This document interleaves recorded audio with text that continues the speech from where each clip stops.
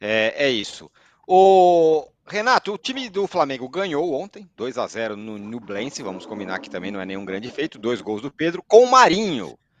Quando a escalação apareceu, o Marinho vai para o time, todo mundo já enlouqueceu. Falou, ih, começou, o professor Pardal, já começou a inventar, não sei o quê. No fim, ele jogou bem, deu passe para os 2 gols. Quando saiu a escalação, a hashtag Fora Sampaoli ficou entre as mais vistas no Twitter. Só não bateu o recorde do Fora Valdemar, que teve grito na hora que foi anunciado. Mais assim, 10 minutos de jogo apareceu Volta VP. Pois é. Falou uma coisa muito interessante hoje no Seleção Sport TV. Ele disse assim, gente, vamos falar sério. Se tivesse o Vitor Pereira escalado o time que o Sampaoli escalou, ele ia ser desancado. E ele tinha toda a razão. Porque o Sampaoli escalou um time com três zagueiros e 3 volantes, gente. E o Marinho de ala direita. Agora, deu o resultado? Parcialmente deu até. O Marinho, bem ou mal, apesar de ser aquele futebol caótico que a gente conhece, mas ele deu as 2 assistências para os gols do Pedro. Então, de alguma forma, deu certo a escalação.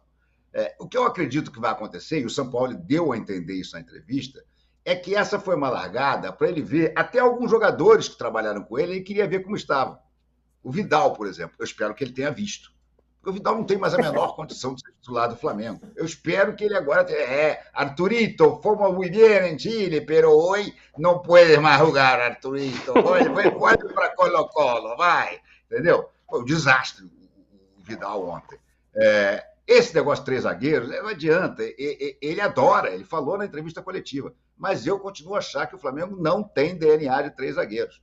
Mas vamos ver se ele vai ajeitar. Ele trouxe de volta, e isso eu achei muito legal, a marcação-pressão no campo do adversário, com a linha de zagueiro jogando no meio-campo, jogando na linha de meio-campo ali. Isso eu acho fundamental. Isso foi uma das grandes, vamos assim dizer, novidades do Jorge Jesus.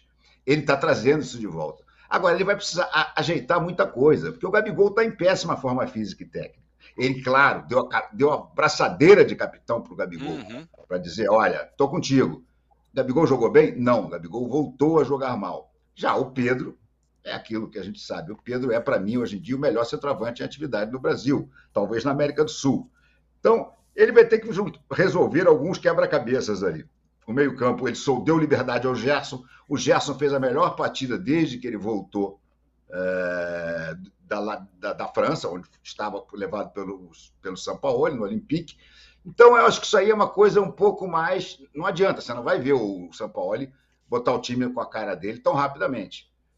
Tem um jogo complicado, domingo contra o Internacional, lá no Beira-Rio, não é um jogo fácil, mas os 2 grandes momentos desse início do Sampaoli são o confronto com o Maringá, quando ele tem que dar um jeito de reverter aquela vergonha de 2-0 protagonizada pelo Mário Jorge, técnico do Sub-20, e o Racing na Argentina. Porque se ele consegue ganhar do Racing na Argentina, ele praticamente garante o primeiro lugar do grupo.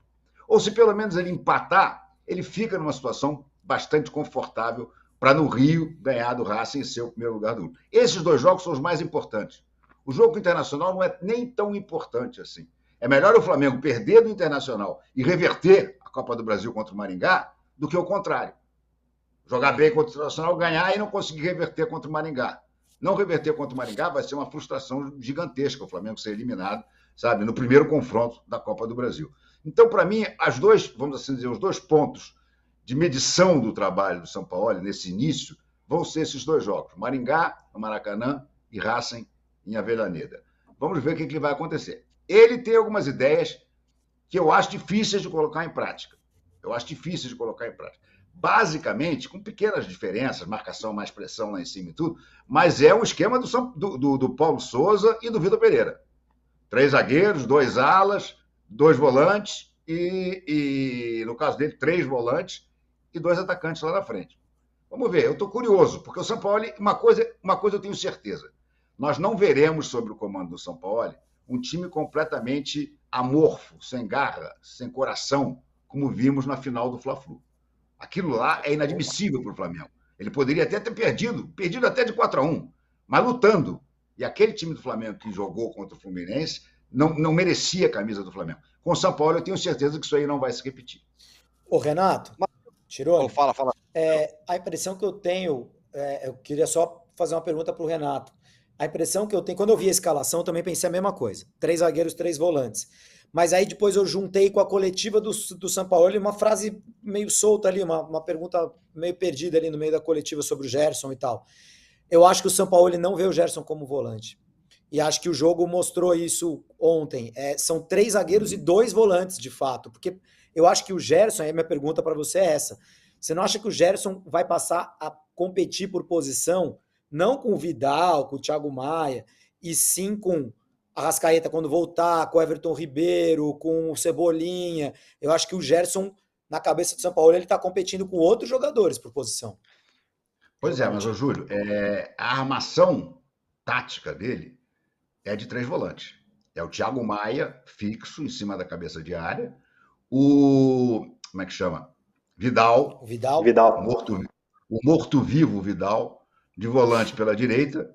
E o Gerson, de volante pela esquerda. Essa volante ou meia, né? Volante ou meia. Volante. Mas um volante que chega. Um volante que chega e que tem qualidade. Mas a armação é de 3 volantes, sim. Não é tipo assim, Thiago Maia e Vidal, dos 2 de volante, e o Gerson de armador lá na frente. Não foi essa a armação tática que ele fez, não. Mas o Gerson realmente jogou bem. E eu acho que o Gerson tem qualidade. O Gerson pode ser, sim, um volante, mas um volante com capacidade de chegar à frente, como ele era com o Jorge Jesus. Gente, o Flamengo com o Jorge Jesus jogava com um volante típico, que era o William Arão. O Arão só. Mesmo assim, era segundo volante que voltou para ser primeiro. Que eram laterais que seguravam, né? Eram laterais que seguravam mais, né? O Rafinha e o Eram laterais de extrema categoria, né? De extrema categoria. De experiência. O Felipe Luiz de 4 anos atrás e o Rafinha também nessa época. Então, eu estou curioso, eu quero ver. Eu já ouvi, por exemplo, que o Arrascaeta, quando voltar, vai disputar a posição com o Gabigol. Porra, se foi isso mesmo, aquele personagem do Jô Soares me tira o tubo. Porra, uma das melhores coisas do Flamengo nos últimos tempos foi a dupla Gabigol e Pedro. Aí o Arrascaeta vai disputar a posição com ele. Eu acho uma maluquice completa. Mas insisto, quero esperar para ver o que o Sampaoli vai fazer. Bruno Henrique está voltando, Arrascaeta já está fazendo trabalho no campo. Em breve nós teremos essas peças todas no xadrez para ver o que o Sampaoli vai fazer. O meu medo é que o Sampaoli, como costumou fazer muitas vezes, né, dê um tapão assim no tabuleiro, jogue tudo no chão e comece a montar alucinadamente um jogo de dama. Ele é capaz de qualquer coisa dessa, né? Mas vamos ver, tem que dar um certo crédito, né? Pior que o Vitor Pereira ele não será. Isso é absolutamente certo. O Vitor Pereira ganhou o troféu de pior treinador da história do Flamengo, numa final duríssima contra o Paulo Souza. Mas ele bateu o Paulo Souza, porque o time do Paulo Souza, por incrível que pareça, era melhor do que o do Vitor Pereira.